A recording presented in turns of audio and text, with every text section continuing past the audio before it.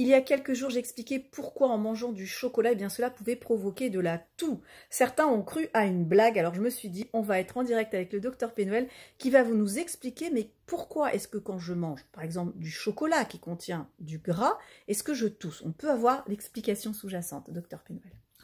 Effectivement, les matières grasses qui sont contenues dans le chocolat subissent un processus de digestion très particulier. C'est-à-dire que le corps va découper cette matière grasse pour que ça puisse pénétrer dans la villosité à l'intérieur de la cellule de l'intestin grêle, mais dans la cellule, la molécule de graisse va être reconstituée. Et elle est trop grosse après pour rentrer dans les vaisseaux sanguins et elle n'est pas hydrosoluble. Il y a donc des vaisseaux qu'on appelle chylifères, qui sont des vaisseaux lymphatiques, qui vont capter ces molécules de graisse, et ces vaisseaux chylifères ne passent pas au niveau du foie par la veine porte, ils arrivent directement par le canal thoracique au niveau du système cardiaque, et ensuite ils sont envoyés dans les poumons.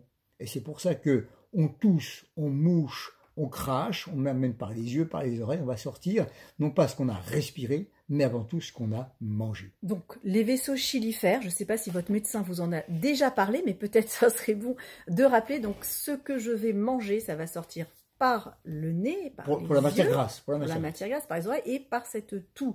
Donc, la façon de juguler cette toux, c'est pas forcément d'avoir le réflexe huile essentielle. Je tousse, je prends des huiles essentielles, c'est d'abord je tousse, donc je diminue, c'est ça l'idée?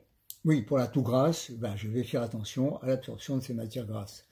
Et en fait, la meilleure preuve, c'est qu'on a marqué des molécules de matière grasse au carbone 14, et ensuite on a vu que ce sont les macrophages dans les poumons qui captent ces grosses particules de graisse, qui viennent donc des lipophages, et ceux qu'on retrouve dans les crachats qui sortent des poumons.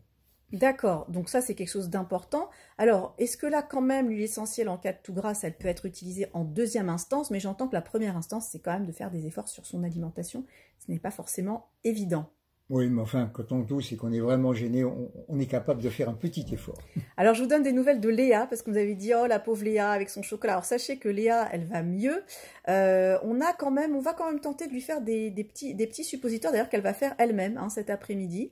Parce que c'est vrai que même malgré si on a changé l'alimentation, eh bien, on sent que ça persiste. Alors là, on va y aller avec un coup de pouce, on va dire. Un coup de pouce.